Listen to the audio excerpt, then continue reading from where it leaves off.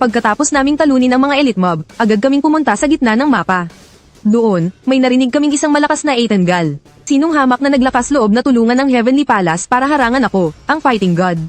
Nang makita ito, medyo nag-alala si Liu Mengyao. Kayang mag-summon ng Giant Ape King ng Giant Ape War Armor. Kakayanin kaya ng Stegosaurus. Kahit hindi kayanin, kailangan nating lumaban. Ang Giant Ape King ay may 1,000,000 HP. Ang attack power niya ay 168,000. Kaya lang saluhin ng Stegosaurus ang 5 atake. Kung talagang hindi na kaya, ipapasalo ko sa Vermilion Bird ang atake sa kritikal na sandali. Buo na ang desisyon ko. Simulan na agad ang laban. Bamalat ang Stormfield sa buong Central Battlefield. Agad ginamit ng Vermilion Bird ang Burning Heaven. Walang tigil sa pag-atungal ang dambuhala sa battlefield. Si Liu Mengyao ay patuloy na nagpapalit ng kanyang posisyon. Sumusunod siya sa likuran ko para ihil ang Stegosaurus. Mga kasuklam-suklam at hamak na tao. Naglakas loob kayong paglaruan ako, ang Fighting God. Tumayo ang Giant Ape King, ang kanyang katawan na mahigit 10 metro ang taas ay parang isang maliit na bundok. Isang malakas na suntok ang pinakawalan nito sa lupa. Nagsimulang bumitak ang buong lupa.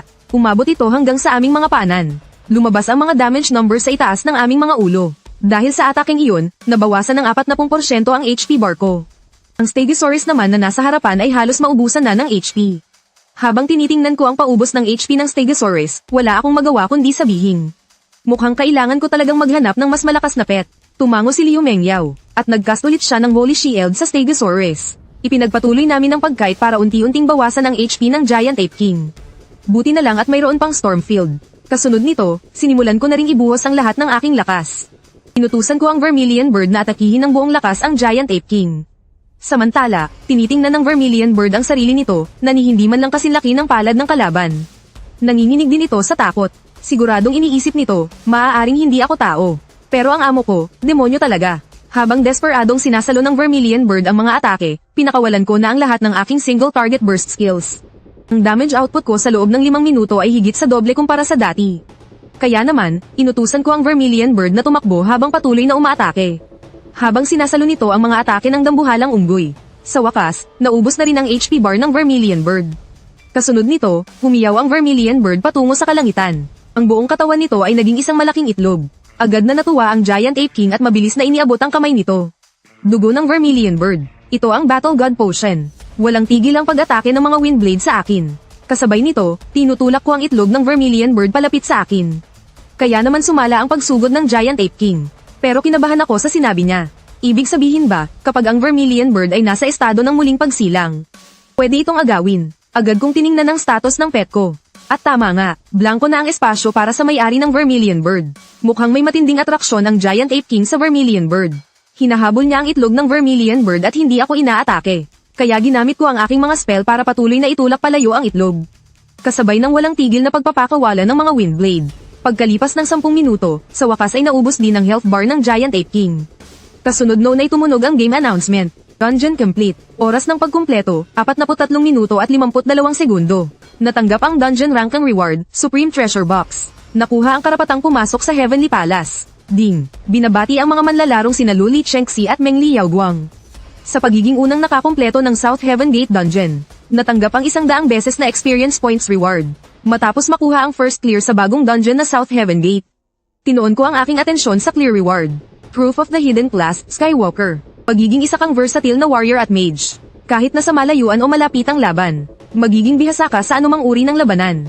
Ito ang pinakamahirap na class sa buong laro. Nag-aalangan ako kung magpapalit ba ako ng class. Dahil wala namang exclusive set armor ang kahit anong hidden class. Ang maisusuot mo lang ay mga gamit na ikaw mismo ang gumawa. Pagkatapos, tiningnan ko naman ang isa pang hidden class. Ito ang para sa priest class change ni Liu Mengyao, ang Divine Light Emissary. Cleansing Light Euro, kayang magpagaling ng mga kakampi at makapinsala sa mga kalaban. Special skill, Cleansing Light, kayang magpagaling ng mga kakampi, at kaya ring umatake sa mga kalaban. Kaya naman, ipinasa ko sa kanya ang proof of class change. Dahil walang instructor ang mga hidden class, mabilis na natapos ni Mengyao ang pagpapalit ng class. Kakaiba, may nadagdag akong quest. Medyo nagulat ako nang marinig ko iyon. Kailan may hindi pa ako nakarinig na may kasamang quest ang isang hidden job. Ang misyon, iligtas ang lahi ng mga banal na dalaga ng liwanag.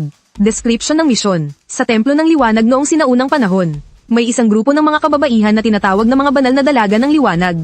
Ngunit sa likod ng kanilang marangyang titulo, sila ay mga kasangkapan lamang na ginagamit ng mga pari para sa kanilang mga pagnanasa. Sa kasalukuyan, sila ay nahaharap sa isang matinding panganib. Pakiusap, magmadali kang pumunta roon para sagipin sila.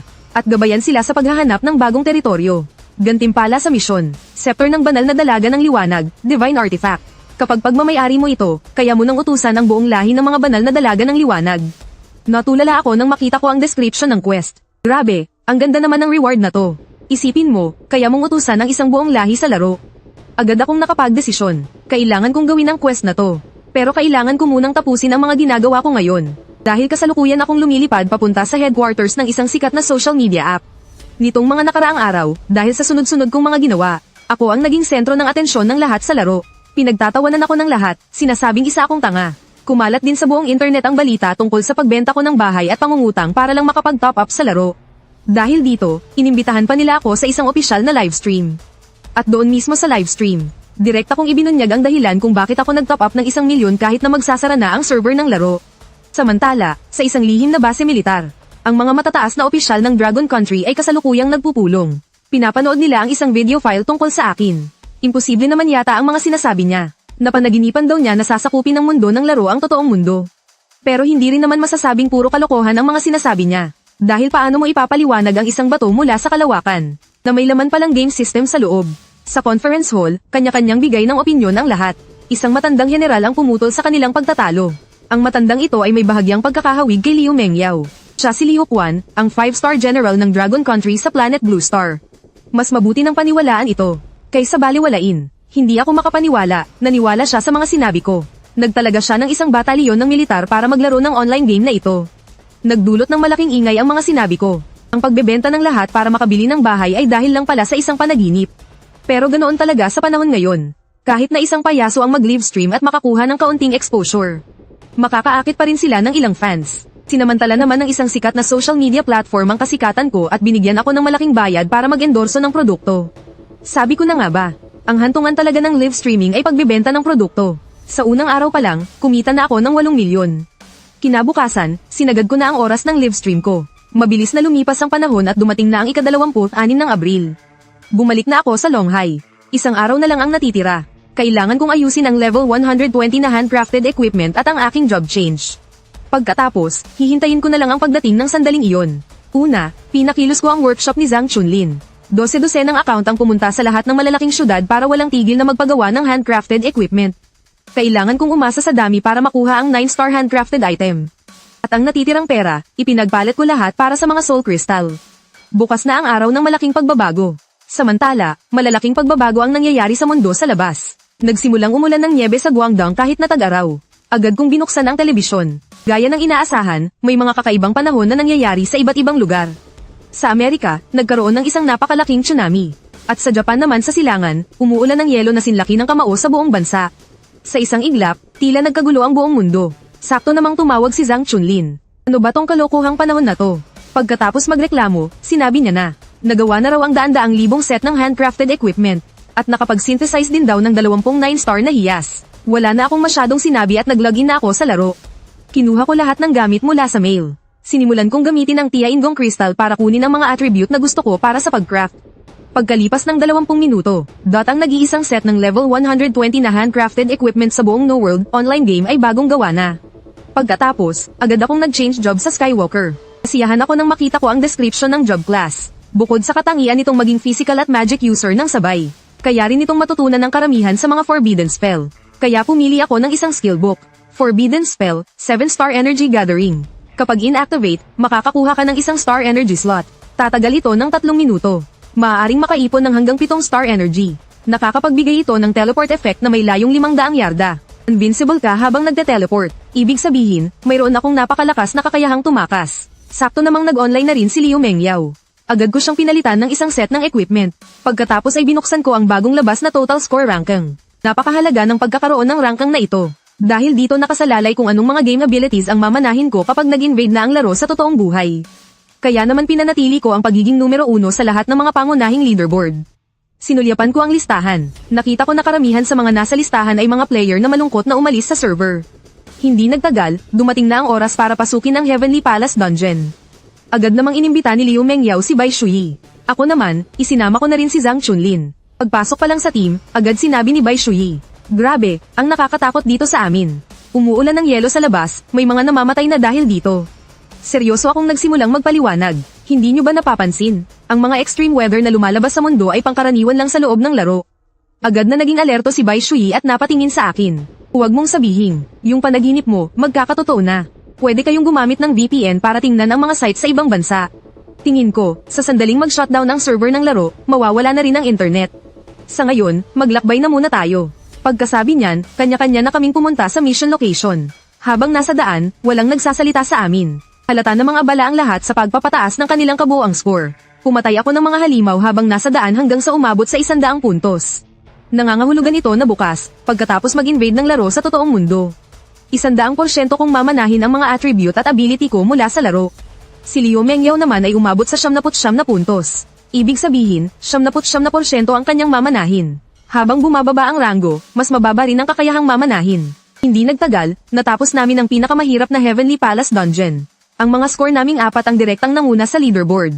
Pero ang pinakamasayang nangyari ay, ang dating na-unlock na quest na Save the Holy Maiden of Light ay hindi inaasahang natapos din.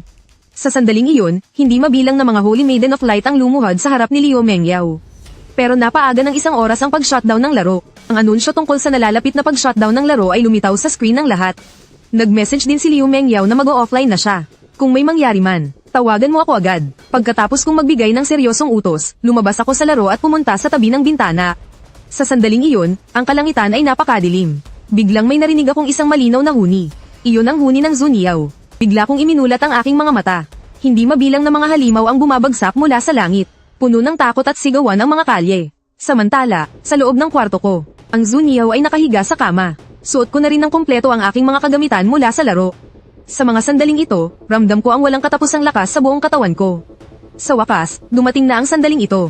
Nakatuon ang paningin ko sa kalangitan sa itaas ng aming subdivision. Isang halimaw ang nagwawala at sumisira ng lahat. Sa laro, isa lang itong level 65 halimaw. Pero sa totoong buhay, kaya niyang wasakin ng isang buong gusali ng walang kahirap-hirap.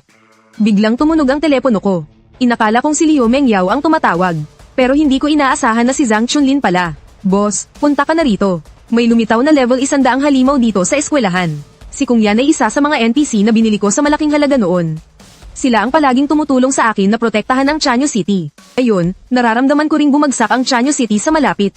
Mukhang sulit na sulit talaga ang pagbili ko sa syudad na ito.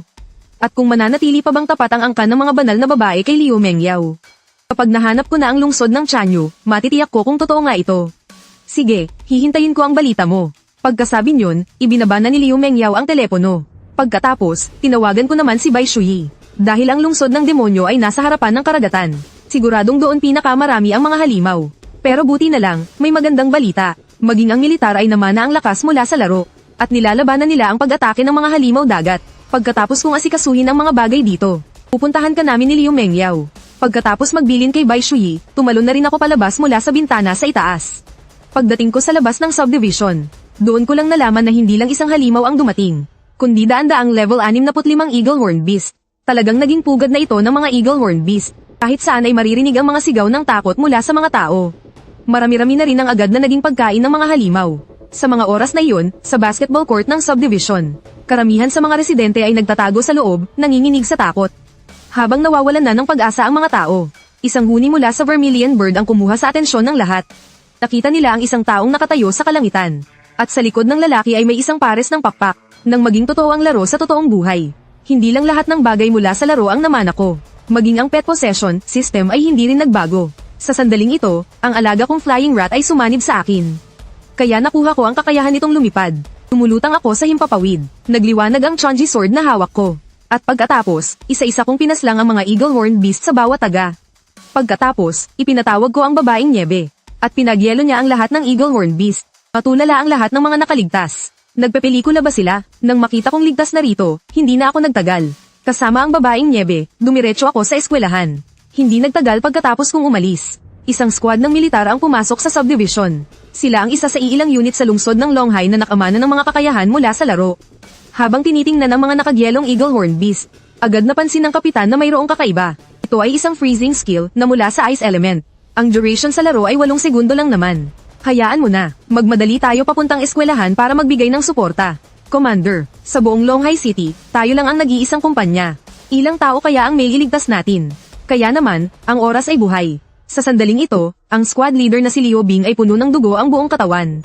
Epekto ito ng pakikipaglaban niya sa mga halimaw sa daan. Ang gymnasium ng University of Science and Technology ay siksikan sa mga tao. Sa labas, puro dagandong ng mga halimaw ang maririnig. Ang Longhai 1st Special Operations Brigade ang nag-iisang garrison sa lugar. Lahat sila ay nakatanggap ng utos. Gamitin ang bentahe ng pagbaba ng presyo ng mga bilihin para umunlad. Sayang, masyadong maikli ang oras. Naman na lang ang equipment at stats ng level 70. Mga kapatid, kung gusto nilang makapasok sa gymnasium, kailangan muna nilang apakan ang mga bangkay natin. Huwag ninyong kalimutan, tayo ang mga tagapagtanggol ng Dragon Country. Ngunit sa sandaling iyon, isang warbird na nagniningning sa gininto ang liwanag ang Hamyuni, at direktang sumugod sa grupo ng mga halimaw.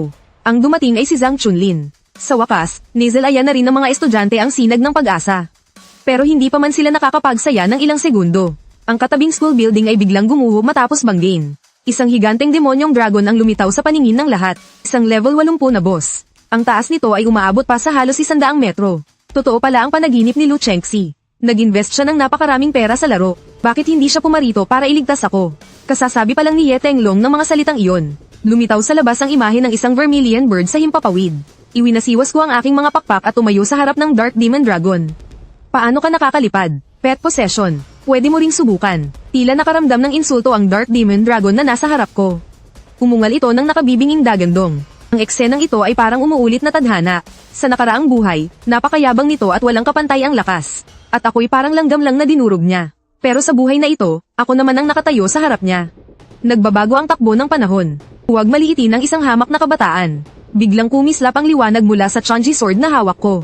At agad akong nagpakawala ng isang forbidden spell. Sa isang iglap, hinati ng Changji sword sa dalawa ang Demon Dragon. Sa ilang segundo lang na labanan, napanganga ang lahat ng nakasaksi. Marami pang ordinaryong halimaw sa paligid. Kaya inutusan ko si Snow Woman na ubusin sila. Habang ako naman ay kinuha ang mga gantimpala mula sa pagpatay sa Demon Dragon.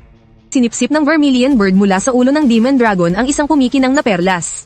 Itinago ko na rin sa aking storage ring ang mga kaliskis at ang pares ng pakpak ng dragon. Protektahan ninyo ang mga estudyante. Ako na ang magbubukas ng daan sa unahan. Pagkasabi ko noon, agad akong sumugod palabas. Dahil naramdaman ko ang presensya ng Chanyu City at hindi lang ang Chanyu City. Higit pa sa 100 beses ang inilaki nito kumpara dati. May isang kalupaan ding bigla na lang lumitaw sa gitna ng Pacific Ocean.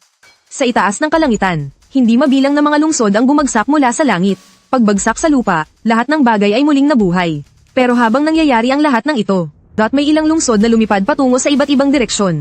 At isa na nga rito ang Chanyu City. Samantala, inaalalayan ng mga sundalo ang mga guro at estudyante ng paaralan. Pati na rin ang ilang sibilyan para makalikas. Sa mga sandaling iyon, sa loob ng isang school bus. Pinagyayabang ni Ye Tenglong na may utang akong 3 milyon sa kuya niya. Kaya naman kung umasta siya sa harap ng mga kaklase namin ay parang kung sino. Sa pagkakataong ito, lahat kayo nakinabang dahil sa akin. Kaya sa susunod, matuto kayong lumugar. Nang marinig ni Zhang Chunlin ang sinabi ni Ye Tenglong, agad niya itong sinampal. Nandito ang boss ko para iligtas tayong lahat dahil sa kabutihang loob niya. Kapag hindi ka pa tumigil sa kayabangan mo, ihahagis kita palabas ng boss na to ngayon din. Bilang yung prince ng Longhai Triad, kailanman ay hindi pa nakaranas ng ganitong pambabastos si Ye Tenglong. Maniwala ka't sa hindi, ipapapatay kita kay Lu Chengxi. May utang pa siyang 3 milyon sa kapatid ko. Napatawa na lang si Zhang Chunlin sa sobrang inis. Agad niyang inilabas ang kanyang cellphone. Oh, tinransfer na kita ng 10 milyon. Ngayon, lumayas ka na sa harapan ko.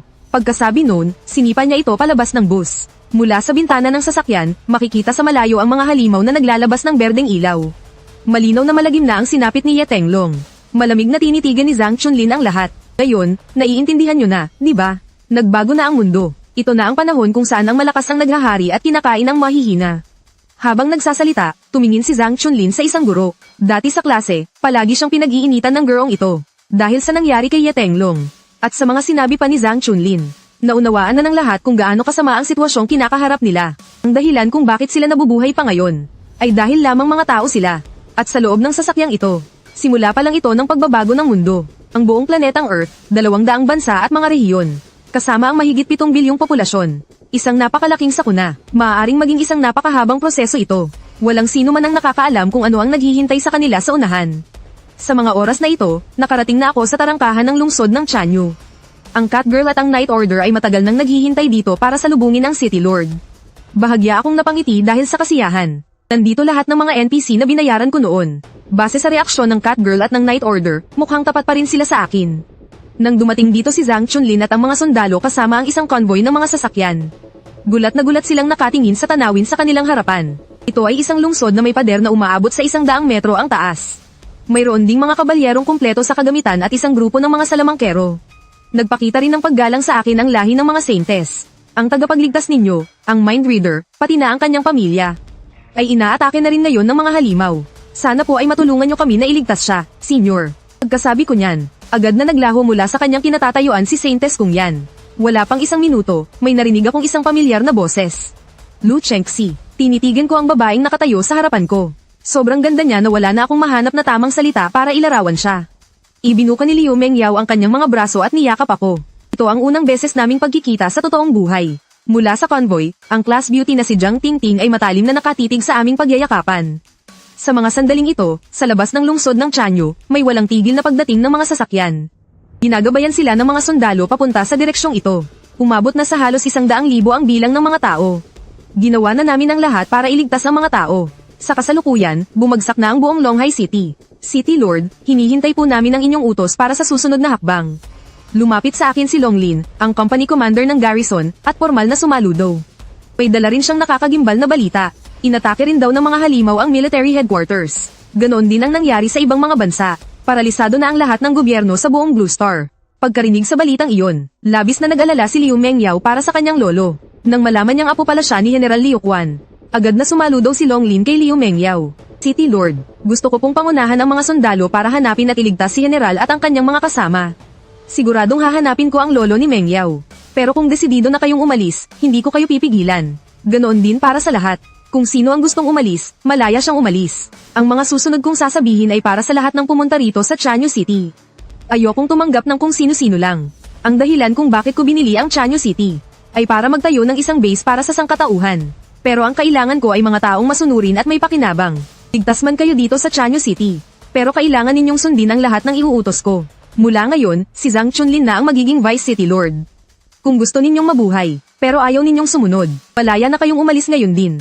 Bagay na bagay kay Zhang Chunlin ang maging kontrabida. Siya na ang baalang magpasya kung sino ang pwedeng manatili. Pansamantala kong ipinaubaya sa kanya ang Chanyu City. Inutusan ko ang 3 Chanyu Legion para tulungan siya. Pagkatapos, ako naman ay aalis para iligtas si Liu Quan. Pero hindi ko rin alam kung gaano nakagulo ang mundo sa labas ngayon. Dahil nakita ko ang mensaheng ipinadala ni Zishui 1 oras na ang nakalipas. May mga zombie raw na lumitaw sa modo. May mensahe rin mula kay Zumo, ang guildmaster ng Zhou Piao Chenli. Sa lugar kung nasaan siya, may lumitaw na isang level 110 na boss, isang necromancer.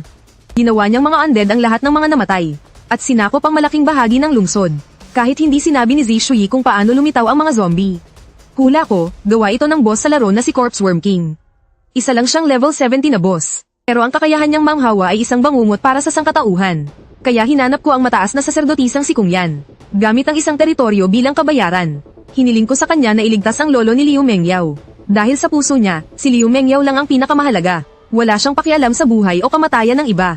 Pagkatapos, pinasama ko si Liu Mengyao sa kanya. At ako naman ay kailangang magmadali papunta sa Damanat Capital. Doon nagpakita ang hari ng mga corpse worm na siyang gumagawa ng mga zombie. Kung hindi siya agad na masosolusyonan, malamang na mahawa ng lungsod ng Chanyu. Sa pagkakataong ito, kailangang puksain ang hari ng mga corpse worm. Sa sandaling ito, isang makapal na apocalyptic na aura ang bumabalot sa buong sangkatauhan sa Blue Star. Ang dating pinakamaunlad na lungsod sa Dragon Country, ang Damanat Capital. Ngayon ay gumuho na ang matataas na gusali. Ang buong lungsod ay nababalot sa matinding takot. Ang mga kalye ay puno ng mga taong may mga matang walang buhay. Matagal na silang nahawaan at naging mga zombie. Siyempre, bilang pinakamaunlad na lungsod, ang Damanat Capital, ay mayroon ding hindi kakaunting mga manlalaro na nagmana ng mga game ability. Si Bai Shui ay hindi lamalabang mag-isa. Sa mga oras na ito, nakikipaggrupo siya sa ilang tao para labanan ng isang level 120 na boss. Ang mga taong ito ay nasa level 110 lahat. Kahit na sa paningin ni Bai Shui, hindi sila gaanong kalakasan. Pero para harapin ang isang level 120 na boss, hindi rin kumpiyansa si Bai Shui kung mag-isa lang siya. Ang mga taong ito ay puro mga lalaki. Tinanong din ni Bai Shui ang kanilang mga pangalan. Sila ay sina Xiaoyan, Shi Hao, at si Tang Shan. Pakiramdam niya ay medyo kakaiba ang kanilang mga pangalan. Pero hindi na ito masyadong inisip ni Bai Shui. Sa ganitong panahon, kailangan talagang magkaisa ang sangkatauhan. Pero ang hindi niya inaasahan ay, nang malapit na niyang ibigay ang huling atake sa boss, bigla siyang pinagtulungang atakihin ng 3 lalaking ito. Walang anumang depensa si Bai Shui. Diretso siyang tinamaan at napunta sa malubhang kalagayan. Ang buong katawan niya ay nahulog mula sa itaas ng gusali papunta sa lupa. Sa isang iglap, kahit ang pagtayo ay naging napakahirap para sa kanya. Jackpot tayo ngayon. Hindi lang tayo nakapatay ng isang level 120 na boss. Nakahuli pa tayo ng isang magandang chicks. Ang boss ay sa inyo na. Hayaan niyo muna akong magpakasaya. Ang hindi inasahan ni Bai Shui ay, kahit nasa gitna ng katapusan ng mundo, hindi pa rin nagbago ang kasakiman ng mga tao. Ang mga kasamahan niyang kasabay sa pakikipaglaban ay siya pang tatraidor sa kanya. Malubhang na sugatan, napaluhod si Bai Shui sa sahig at sumigaw sa galit. Sa ganitong kritikal na sandali, imbis na tulungan ninyo ang sangkatauhan, ako pa ang gusto ninyong saktan. Bilang isang Valkyrie, hindi siya papayag na mainsulto. Nagpumili tumayo si Bai Shui, handang lumaban hanggang kamatayan. Sa sandaling iyon, isang boses ang narinig mula sa likod ng eskinita. Kaya pala dito kayo nagtatago, mga scavenger. Hindi ba't sa laro pa lang ay pinupuntiryan nyo na ako? Bakit hindi kayo kumilos noon pa? Lu Chengxi. Nang makita niyang ako yun, agad na tumakbo si Xiaoyan. Pero huli na ang lahat. Tinamaan na siya ng apoy ng Vermilion Bird. Pero sa pagkakataong iyon, dalawang anino ang humila sa kanya. Diretsyong sumugod sa kumpol ng mga zombie sa kalye. Pinag-isipan ko muna, at sa huli nagpa siya akong huwag ng habulin ang mga scavenger na yon. Dahil sa mga oras na ito, kakaunti na lang ang buhay ng boss. Kasunod nito, sa isang iglap ay napunta ako sa likuran ng higanteng halimaw. Kasabay ng skill ng Vermilion Bird, pinatay ko ito. Sa sandaling iyon, isang kaluluwa ang lumutang palabas. Agad ko itong sinunggaban at nilunok. Tingnan natin kung anong silbi ng soul cultivation na nakuha ko sa dungeon dati. Sa sumunod na segundo, ang bottleneck sa aking soul cultivation ay nagsimulang magpakita ng senyales ng pagkabiyak. Pagkalipas ng 10 minuto, bigla kong idinilat ang aking mga mata. Ramdam sa buong katauhan ko ang isang matalim na aura. Diretso akong umangat sa ika-6 na antas ng kaluluwa. Kasabay nito, umabot na rin sa level 121 ang level ko. Sa totoong buhay, walang level cap na tulad sa mga laro. Ito ang unang pagkakataon kong lumunok ng tunay na kaluluwa mula sa labas ng dungeon. Gaya ng inaasahan, mas malaki ang naibibigay nitong lakas kaysa sa mga kaluluwang anino lang sa laro.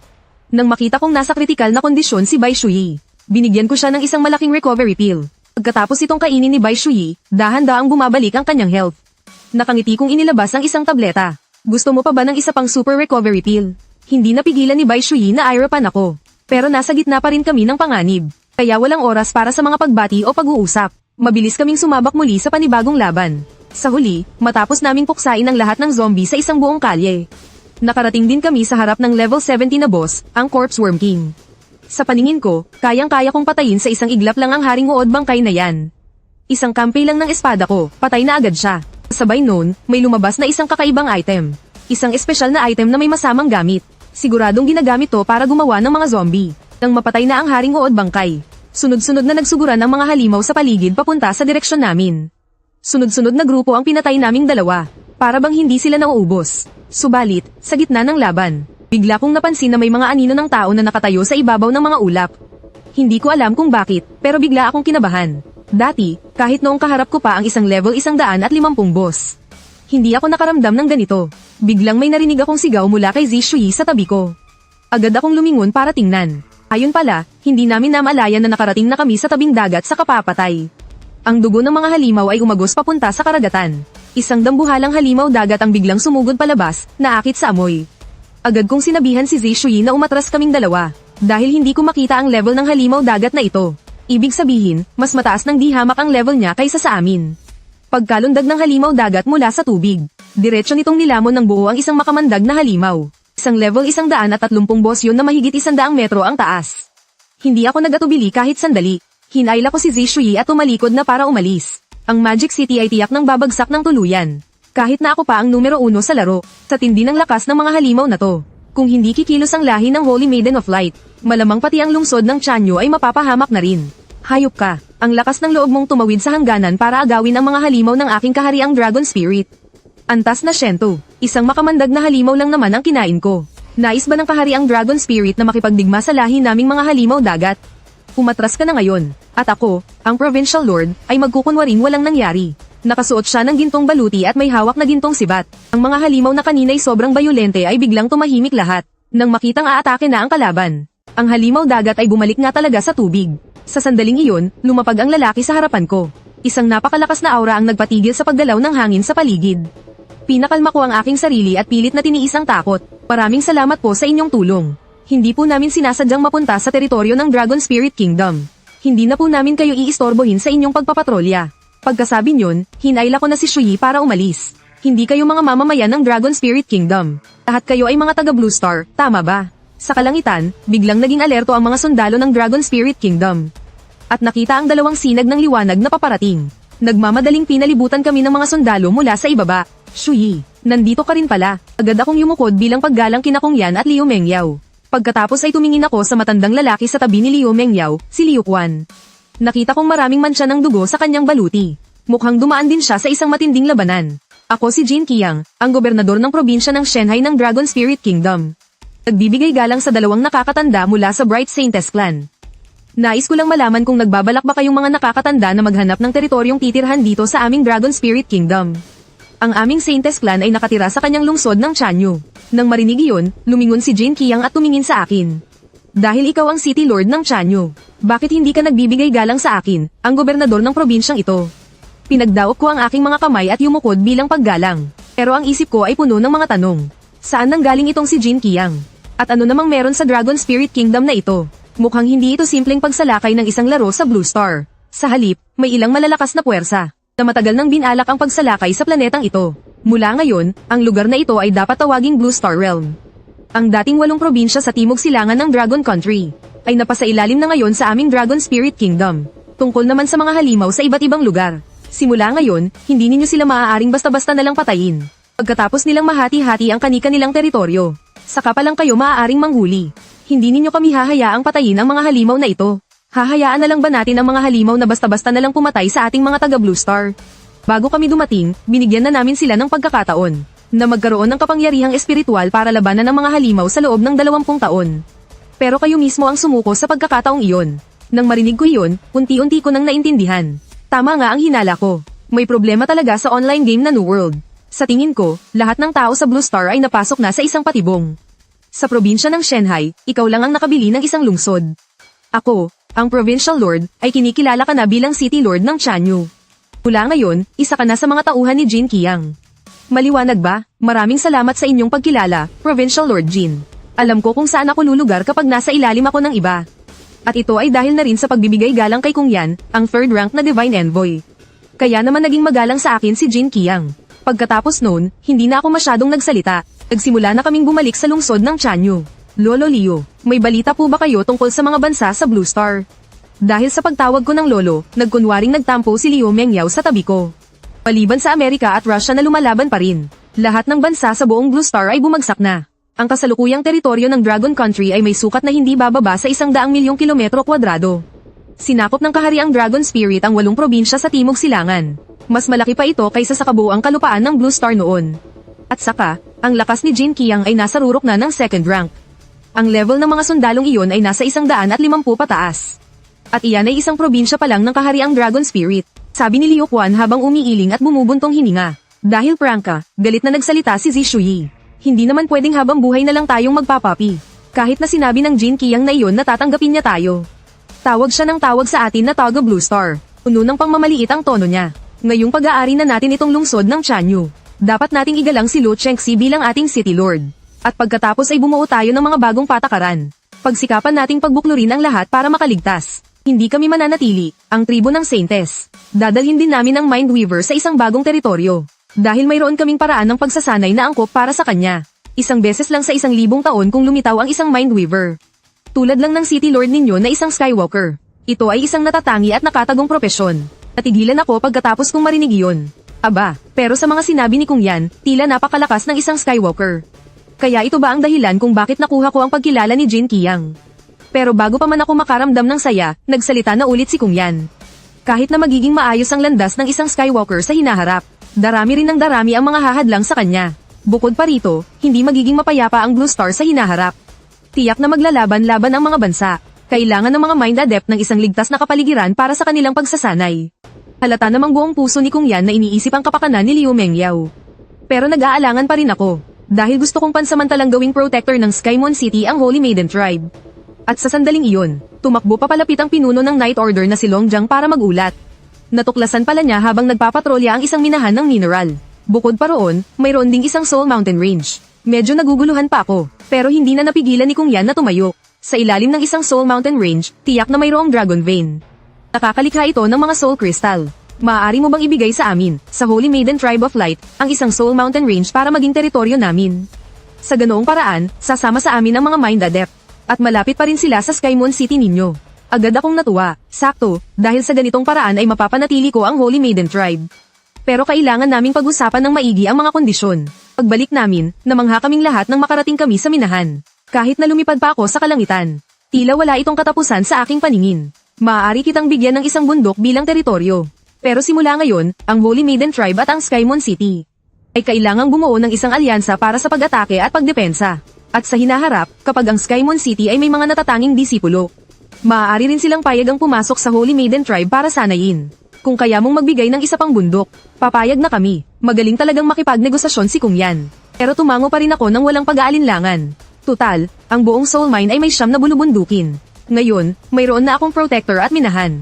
Sa loob ng Skymoon City, mayroon ding trial tower. Sa labas naman ng lungsod, mayroon ding mga magagandang monster zone. Idagdag pa ang napakaraming kagamitan at iba pang yaman sa sarili kong warehouse. Kumpleto na ang mga pangunahing sangkap para sa pagunlad. Kasunod nito, agad kong inutusan ang 3 dakilang hukbo, na mag-istasyon sa minahan ng ginto at sa mga soul vein. Pagkatapos, inutusan ko si Zhang Chunlin na mag-ayos ng mga taong magmimina. Sa bawat mineral na makukuha ng bawat isa, kukuha lang ako ng 10% para sa mansyon ng City Lord. At para naman sa mga mineral na hawak nila, ipagpapalit ko ito gamit ang iba't ibang game resources. Kasama na ang ilang kagamitan at mga skill book. Hindi ako naging maramo pagdating dito. Dahil kailangan kong pamunuan ang mga taga Blue Star mula sa wala para umangat sa gitna ng kalamidad. Mabuti na lang at nakabili ako ng isang lungsod ng mas maaga. Nagtatag ako ng isang sistema ng mga patakaran na nakasentro sa City Lord. Hindi ko pinipilit ang mga ayaw umasa sa iba. Ang mga nagpaiwan ay may pagkakataong makuha ang gusto nila sa pamamagitan ng pagtatrabaho. Mayroon ding mga secondary profession instructor sa Chanyu City. Binibigyan ko ang lahat ng pagkakataon. Pero hindi ako basta-basta magbibigay ng resources sa iba. Kailangang magbayad ng upa para sa mga bahay sa Chanyu City. Umaasa ako sa mga taong ito para masipag na magmina para sa akin. At pinaandar ko ang buong lungsod. 11:00 ng gabi, maraming airship ang lumitaw sa labas ng Chanyu City. Diretso silang lumapag sa plaza. Nagdala ako ng ilang tao para salubungin sila. Maraming taga Blue Star ang ibinaba mula sa mga airship. Kasama rin si Jin Qiang, ang Provincial Lord ng Shenhai Province ng Dragon Spirit Kingdom. Ang kaibahan, hindi mga ordinaryong sundalo ang kasama niya, kundi ilang mga kilala at importanteng tao. Lumapit ako para batiin sila ng maligayang pagdating. Ang City Lord ng Chanyu City, nagbibigay galang sa Provincial Lord. Sa sandaling iyon, isang boses ng babae ang narinig. Hindi ko akalain na naisip mo pang bumili ng isang buong lungsod bago tayo dumating sa planetang ito. Ako si Mia. Mula ngayon, ako na ang mamamahala sa Commerce Guild ng Shenhai Province. Medyo nagtaka ako. Unang araw pa lang, nasakop na agad ang Blue Star. At ngayon, nagdala siya ng mga tao mula sa Commerce Guild. Siguradong may kapalit ang pagdala sa mga survivor na ito. Nagsimula akong maging alerto. Sa loob ng City Lord's Mansion, nagpahain ako ng pagkain para sa kanila. Ibinigay ko pa nga ang pangunahing upuan kay Jin Qiang. Matapos ang ilang pag-uusap, dumiretso na sa punto si Jin Qiang. Palaki ang sukat ng mga minahan sa Chanyu Mountain Range.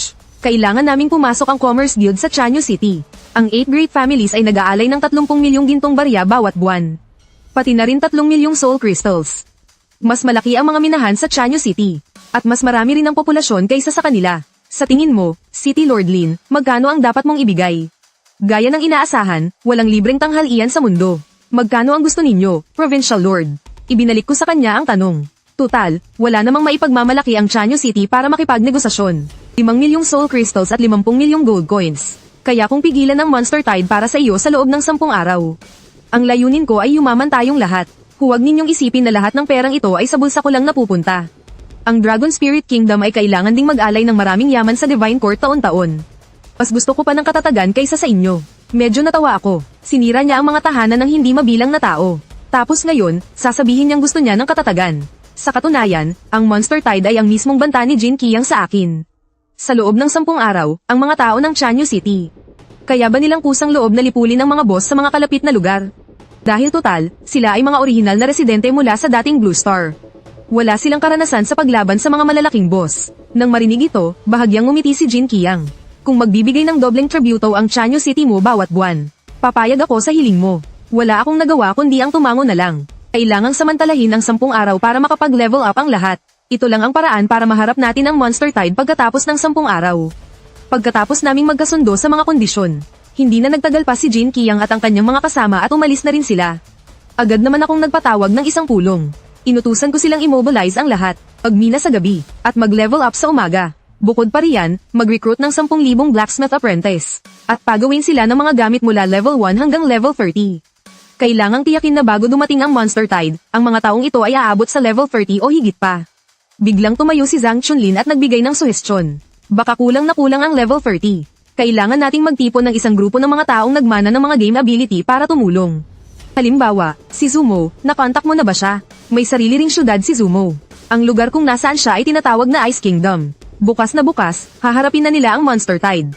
Habang sinasabi niya ito, inilabas niya ang kanyang cellphone na malapit ng maubusan ng baterya.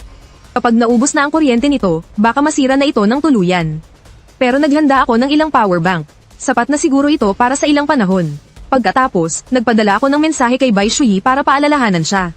Huwag mo nang gamitin sa kung saan-saan. Hindi tayo makalikha ng kuryente sa ngayon. Mukhang hindi na natin maaasahan si Bai Shui.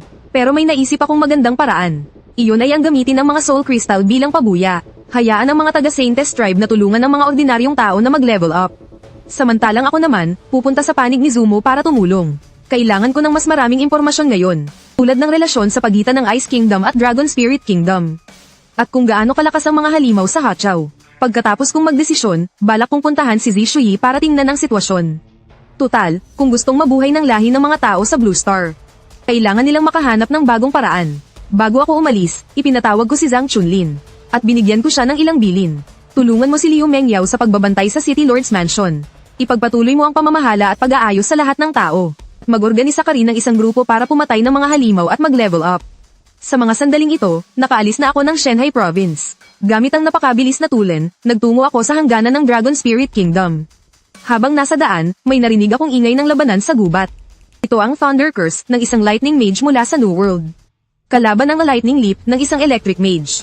Ibig sabihin ba nito, lahat ng naglalaban sa ibaba ay mga taga Blue Star? Nang maisip ko yun, napahinto ako. Pagkatapos, ginamit ko ang aking bilis para tahimik na makapasok sa masukal na gubat. Nagtago ako sa isang malaking puno, pinapanood ang labanan sa ibaba. Sila pala yung mga treasure hunter. Hinahabol nila at sinusubukang patayin ang isang dalagita. Hindi ko akalain na ganito kalakas ang munting influencer na ito. Mukhang malaki ang ipinuhunan mo bago pa man ang game invasion, ah. Ngayon, ako naman ang makikinabang dyan. Tingnan mo ang babaeng to, mukhang loli. Siguradong hindi pa yan nagkaka-boyfriend. Nang marinig ito, lalong nag-init ang ulo ni Lin Xiaoya. Biglang kumulog at sumabog ang kidlat sa kanyang kamay. At sa isang iglap, lumitaw siya sa mismong harapan ni Xiaoyan. Ang kidlat ay walang tigil na nagpapalipat-lipat. Ngunit magkakahiwalay na nakaiwas ang tatlo ni na Xiaoyan. Gustong gusto ko ang mga palaban na babaeng tulad mo. Inilabas ni Xiaoyan ang kanyang dila at dinilaan ang mga labi. Para bang nakakita siya ng masarap na pagkain. Sa mismong sandaling iyon, biglang may naramdamang gumalaw si Xiaoyan sa kanyang likuran. Isang itim na anino ang mabilis na dumaan sa likod niya. At sinundan ito ng isang direktang pag-atake. Isang tama lang, patay na agad siya. Gulat na gulat ang dalawang natira. Mula sa dilim, nagpakita ako. Narinig ko may sorpresa raw kayo para sa akin, ha? Hindi nila inakala na kahit nakatakas na sila sa Shanghai Province, ay mahahabol ko pa rin sila. Nang makita kong sino ang dumating, halos mapatalon sa tuwa si Lin Xiaoya. Kuya Lu Chengxi, fan mo ako, pero hindi na ako nakasagot. Sa isang iglap, lumitaw ako sa likuran ng tumatakas na sina Shihao at Tang Shan. Pagkatapos kong tapusin ang isa sa kanila, pinilit kong magsalita ang huling natira. Nasaan ang iba pang mga gold digger? At sino ang pinuno ninyo? Hinding-hindi mo malalaman kung sino ang boss. At papatayin namin kayong lahat. Habang tumatawa, kinitil niya ang sarili niyang buhay. Medyo nawalan ako ng masabi. Mga siraulo talaga ang mga taong to. Pero hindi ko na rin ito pinansin. Pero may isa pang problema na talagang sumasakit sa ulo ko. Bigla na lang hinawakan ni Lin Xiaoya ang kamay ko. Alam kong mahahanap talaga kita. Ang daming halimaw na lumabas. Nang magmadali akong umuwi para iligtas sina mama at papa. Pero pagdating ko sa bahay, puro halimaw na ang nakapaligid. Napailing na lang ako, mukhang hindi na ako tatantanan ni Lin Xiaoya. Ang Ice Snow City ang pangunahing lungsod ng guild na Snowdrift 1000 Miles. Nang salakayin ng laro ang totoong mundo, lumitaw rin ito sa lungsod kung nasaan si Zumo. Ang totoo, nakagawa na rin siya ng ilang paghahanda. Pribado niyang minensahe ang ilang kasamahan sa guild para sabihing huwag ibenta ang kanilang mga account. At ngayon, sa Ice Snow City, bukod sa isang mercenary group na level 120 na kanilang nakuha, mayroon ding mahigit 600 tagapagmana ng mga kakayahan mula sa laro. Lahat sila ay nananatili sa lakas na nasa bandang level na biyenta. Halos lahat ng miyembro ng 1000 Miles Guild ay mga babae. Pero ngayon, marami na ring mga lalaki. Karamihan ay mga partner ng mga babae sa guild ni Zumo. Dagdagan pa na maraming lalaki ang iniligtas ni Zumo. Ngayon, ang populasyon ng Ice Snow City ay lumampas na sa 100,000. Pero kung ikukumpara sa Chanyu City, Hindi nakuha ni Zumo ang suporta ng Ice Kingdom. Sa katunayan, doble pa ang buwis dito kumpara sa Chanyu City. Hindi maganda ang timpla ni Zumo sa mga sandaling ito. Habang lumilipas ang bawat minuto at segundo, palapit na ng palapit ang bukang liwayway. Sa malayo sa labas ng syudad, ang pagdagsa ng mga halimaw ay nagbabadya na ring sumalakay. Sa mga sandaling iyon, nakita ni Zumo sa itaas ng madidilim na ulap sa kalangitan ang ilang mga anyo ng mga taga-bansa ng yelo. Sila ay isang grupo ng mga puting elf. Mula sa kanilang pananamit hanggang sa kanilang itsura, malaking-malaki ang pagkakaiba nila sa mga taga-bansa ng Dragon Spirit. Napansin ko rin ito, nang makarating ako sa checkpoint ng bansa ng yelo. Nalaman kong ito pala ang kaharian ng mga puting elf. Mapalalaki o babae, lahat sila ay may itsurang nakakabighani. Maging ang general ng mga bantay ay isa ring babaeng elf. Ipinakilala niya ang sarili bilang si General Mir. Tinanong niya kung ano ang ginagawa namin sa bansa ng yelo. Sumagot ako na hinahanap ko ang isang kaibigan. At aalis din ako pagdating ng tamang oras. Nang marinig iyon, hindi na niya kami pinahirapan pa. Ngunit bigla siyang nagsalita na may kakaibang ngiti. Sana ito pa rin mo ang iyong sinabi. Ayoko talagang magkaproblema ng dahil sa iyo, isang Skywalker. Medyo naguluhan ako sa sinabi niya. Ibig sabihin ba, kaya mahirap sanayin ang klaseng Skywalker? Ay dahil may kaakibat itong malaking gulo. Hindi ko na masyadong inisip iyon at binilisan ko na lang ang paglalakbay. Dahil natuklasan ko na may isang ilog na walang katapusan sa hangganan. Nagtatakang nagtanong si Lin Xiaoya. Ito ba ang ilog Wanghi? Agad na nagbago ang mukha ko. Dahil hindi naman mabagal ang bilis ko. Kaya kung mapanatili ang bilis na 500 yarda bawat segundo. Pero aabutin pa rin ng isang buong gabi para matawid ang ilog Wanghi. Sa sandaling iyon, nakatayo si Zumo sa pader ng syudad at seryosong nagsalita sa lahat. Ang digmaang ito ay hindi isang laro. Na kapag namatay ka, maghihintay ka lang ng 5 minuto para mabuhay muli. Ang mga salita ni Zumo ay walang dadang parang isang mabigat na martilyong pumukpok sa puso ng bawat isa. Sa totoong buhay, kapag namatay ka na, hindi ka na mabubuhay muli. Maliban na lang kung may mga espesyal na paraan. Halimbawa, ang ilang advanced classes tulad ng Light High Priest at Holy Priest. Mayroon silang mga kakayahan na kayang bumuhay ng mga patay. Ang mga ordinaryong pari ay kaya lang magpagaling. At ang pagsalakay ng mga halimaw ay tatagal ng hindi bababa sa 50 bugso. Sa bawat bugso, lalong lumalakas ang mga halimaw. Sa huli, posibleng lumitaw ang isang boss na may level na 150. Wala talagang kasiguraduhan si Zumo sa mangyayari. Pero nagsimula na ang pagsalakay ng mga halimaw. Wala siyang nagawa kundi isantabi ang lahat ng alalahanin at agad na mag-atas ng mga tao para ipagtanggol ang lungsod. Hindi pa naman ganoon kataas ang level ng mga halimaw sa mga unang bugso. Kaya naman nagawa pa nilang magtulungan para sa depensa. Hanggang sa ika-10 bugso, ni isang halimaw ay hindi nila hinayaang makadikit sa pader ng lungsod. Ngunit, biglang lumitaw ang unang Vanguard. Isa itong level 80 na Dark Magic Dragon. Si Zumo mismo, kasama ang daan-daang tao, ang sabay-sabay na sumugod para lang mapuksa ang Dark Magic Dragon. Sa loob lang ng 1 minutong iyon, nagsimula na namang dumagsa na parang alon ang mga halimaw. Ngayon, umabot na sa level 55 ang mga halimaw. At bukod pa roon, parami rin ng parami ang bilang nila sa bawat bugso. Mula sa sandaling ito, nagsimula nang makaramdam ng hirap ang Ice Snow City. Pinilit nilang kayanin hanggang sa ika-19 na bugso. Nasira ang pader ng lungsod at nagkaroon ng butas. Kahit hindi naman kalakihan ng butas, nagdulot pa rin ito ng matinding pag-aalala sa marami. Dahil sa loob ng buong Ice Snow City, mayroon pa ring mga ordinaryong tao na walang kapangyarihan. Nasa loob din ang mga magulang nilang lahat. Kahit na ikamatay pa nila, kailangan nilang harangin ang mga halimaw sa labas ng lungsod. Sa puntong ito, hindi na kinailangan pa ni Zumo na magutos. Dahil man sa sarili nilang damdamin o sa pagmamahal sa kanilang mga magulang at kababayan. Sunod-sunod na tumalon mula sa pader ang fortification unit. Dahil kapag gumuho ang pader ng lungsod, direktang matatamaan ng mga halimaw na may ranged attack ang mga tao sa loob ng lungsod. Nahawaan din ng katapangan ng mga sundalo ang lahat ng tagapagtanggol ng Ice Snow City. Maging ang bilis ng paghil ng mga priest ay bumilis din ng husto. Nang makita ang eksenang ito, lihim na natuwa si Zumo. Yun pala, ang pagpapataas ng morale ay nakakabawas sa casting time ng mga skill. Ngunit hindi nagtagal ang kanyang saya. Isang malakas na tunog ang biglang yumanig sa pandinig ng lahat. At isang level 120 na Thunder Beast ang lumitaw sa harap nilang lahat. Ika-20 bugso pa lang, pero may level 120 boss na agad na lumitaw. Sa kasalukuyang lakas ng Ice Snow City, imposibleng makayanan nila ito. Tumingala si Zumo sa kalangitan. Ang tingin niya ay halos nakamamatay. Alam niyang ang mga elf ang may kagagawan nito. Malinaw na ayaw nilang hayaang makaligtas ang Ice Snow City. Wala nang nagawa si Zumo kundi lakasan ang loob at magpatuloy. Ang staff sa kanyang kamay ay naglabas ng nakakasilaw na liwanag. Isang magic seal ang lumitaw sa kanyang harapan. Ito ang forbidden spell ng isang elementalist. Ang 5-element magic circle ay nagdudulot ng mga negative effect sa kalaban tulad ng paso at hirap sa paghinga. Isa itong magic circle na mas nakatuon sa control. Kaya naman, kahit na-trap ni Zumo ang Thunder Beast, nahirapan pa rin siyang magdulot ng damage dito. Pero may mga kakampi pa si Zumo. Daan-daang mage ang sabay-sabay na nagpakawala ng iba't ibang skill. Ang eksenang ito ay para talagang isang malaking raid na sabay-sabay na nilalabanan ng isang boss. Ngunit matapos ang lahat ng damage, mayroon pa ring 46% ng HP ang Thunder Beast. Ang Magic Circle ay mayroon na lang 5 minutong bisa. Agad na naging seryoso ang mukha ni Zumo. Kung hindi natin siya mapapatay ngayon, tayo na ang susunod na mamamatay.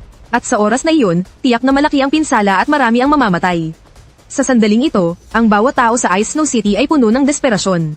Ito na ang kanilang huling tahanan. Ngunit ngayon, malapit na itong bumagsak. Sa itaas ng kalangitan, isang walang kapantay na babaeng elf ang bahagyang umiling. Walang anumang emosyon na mababasa sa kanyang mukha.